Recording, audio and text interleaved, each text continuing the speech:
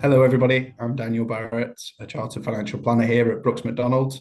I'm joined today by Sir Steve Webb, partner at LCP. We are here to have a nice discussion, I suppose, around the budget and a lot of the speculation about the upcoming budget. I've been having lots of conversations with clients recently around this and some of the speculation that we're facing around changes to tax-free lump sums, potential limiting on how much you can gift over your lifetime, a whole host of you only have to pick up a paper at the moment to see some of the speculation that's coming out. So today's really about going to be discussing some of that speculation, but also as well the key message really around taking financial advice and taking stock and actually understanding how likely some of these things are. So, Steve, I mean, you deal with these conversations on a daily basis as much as I do. Is there anything that you think at the moment that's particularly likely to happen in this upcoming budget? Yes, thanks, Dan. I mean, I think there's a couple of things, really. One, if we first of all focus on what we do know for certain, which was announced in last year's budget, the change to pensions and inheritance tax, which won't come in till 2027, but is already affecting people's behaviour, and then reflect a bit on the next budget and what might be in that, particularly, as you mentioned, changes to pension tax relief. So on pensions and inheritance tax, I think we're already seeing people starting to think, well, it used to be the case that if I left money in a pension, it was outside my estate for inheritance tax, and that was a particular attraction of leaving money in pensions. That is going to change, but it's not immediately obvious what you do about that, and there are lots of strategies people can adopt. And I think I'm quite concerned about the kind of the DIY knee-jerk reaction. Oh my goodness, I've got to get my money out of here. People perhaps emptying out pensions, paying lots of income tax that they don't need to pay. So I think just particularly for something that won't even come in till 2027, for me, the importance of taking a big deep breath, taking expert advice is crucial, because the FCA published figures this week showing that lots of people, particularly with larger pension pots, have already been acting, voting with their feet, taking money out of pensions in quite a rapid and worrying way. So I think just a big deep breath on all of this and taking time to get it right. And then, of course, you've got the speculation. We had it last year, and there's evidence in the run-up to the last budget. People were, for example, trying to get their hands on their tax-free cash in case that facility was abolished or capped in some way. We're already starting to see rumours, and the fact the budget's not till late November is really not helpful, because that's extra weeks of speculation. We did a report from LCP a week or two back where we looked at some of the things being speculated on. So, for example, a lower cap on the amount you can take on tax-free, taking away the ability to get extra tax relief if you're a higher earner, various other changes. Our judgment was actually these changes aren't very likely. I mean, they are no doubt looked at as a minister back in the day. I know that you were given long lists of things to look at, and I'm sure these are on long lists, but year after year they get speculated on and don't happen. And one of the reasons for that is that politically they're very difficult. You know, if you cap people's tax-free cash a year before they retire, you'd have rioting on the streets. You know, this would be hugely contentious. And a lot of these changes, although they could raise a lot of money, probably take years to implement. And the government is keen on money pretty soon, can't really wait. So my judgment in balance is that we probably won't see these major changes, though you never know for certain. And again, rushing to do things you wouldn't otherwise have done because of something that may not happen is quite a high-risk strategy.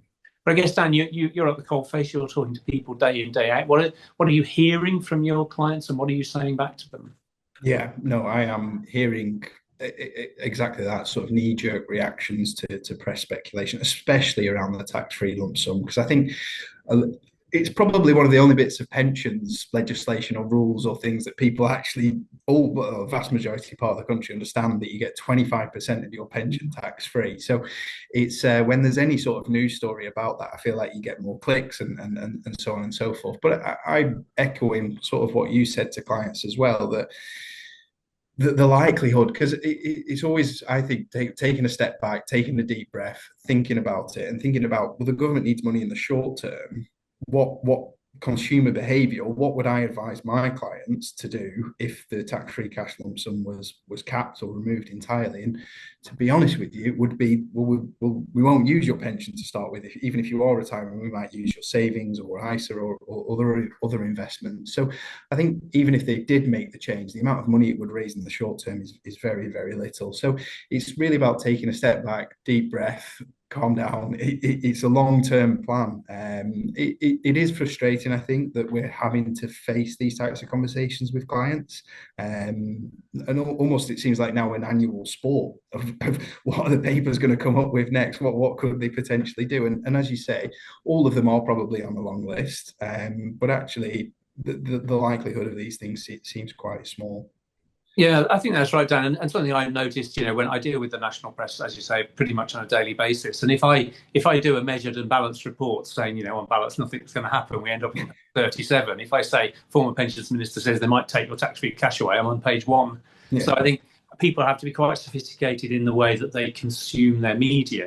That they are, as you said, they're after the clicks, they're after the headlines. They know people will read those stories, and I think that may give the public much more of an impression that these things are definitely coming, that the journalists talk to someone in the Treasury and it's definitely happening. It's very rare that's true. They are largely just thinking, well, how can I get people to read my column and my article and so on. So I think the likelihood is relatively low. It's worth saying as well, again, you can't guarantee these things. So I guess, Dan, my key message, both, particularly for people who are worried about this stuff, is, don't overinterpret, I think, what's going on.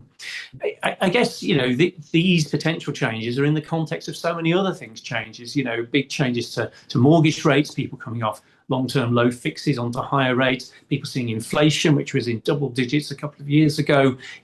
We do live in very turbulent times politically and economically. So again, the importance of not reacting to the latest announcement, the latest statistic and so on, but having this kind of stable, well-advised long-term plan feels to me more important now than ever. That, I think, is the best outcome, because people work hard, they plan hard for decades to build up these pension pots. It'd be such a shame if they kind of threw away a lot of the gain through a kind of knee-jerk reaction to something that may well not happen. And I guess one final thought, Dan, is even if these things happen, even if Rachel Reeves caps tax-free cash in the budget, history suggests that that's normally accompanied by some transitional measures, protections for people close to retirement. So the odds that she literally takes away tax-free cash at 6 o'clock on the day of the budget seems to be exceptionally unlikely. So, we need to keep these things in perspective whilst always being alert, Dan.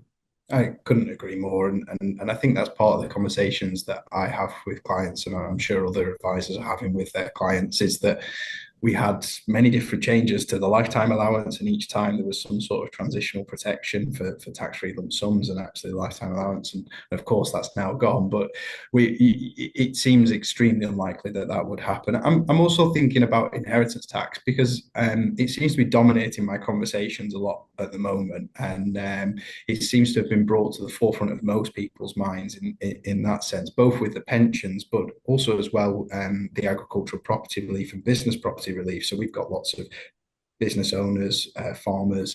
There's unfortunately one client who has quite a lot of farmland in his pension and also outside, so he's getting double hit with the changes to these rules. I was just wondering if you've been speaking to anybody and come up with any thoughts on how that's impacting people's planning. It's certainly true that when Rachel Reeves changed inheritance tax, the change for farmers and farmland has had a much higher profile. And in a strange sort of way, I think in the long run, it will be the pension change that raises more money and affects more people. I think that change will actually make life pretty miserable for people who have the unfortunate business of winding up someone's affairs, who will now have a whole lot more process to go through, finding out about the deceased pensions, reporting to HMRC, telling the pension schemes how much IHT is going to have to be deducted, all of that admin, as they call it, all of that hassle and stuff you can do without, So I think in the long run, actually, it will be that change which has more impact on more people. But as you say, the impact on farmers is, I think, more acute. There's no sign at the moment the government's going to back down on these things. I mean, you never know. There's still a long way to go before 2027. But I think people do need to plan on the assumption that these changes are going to go ahead.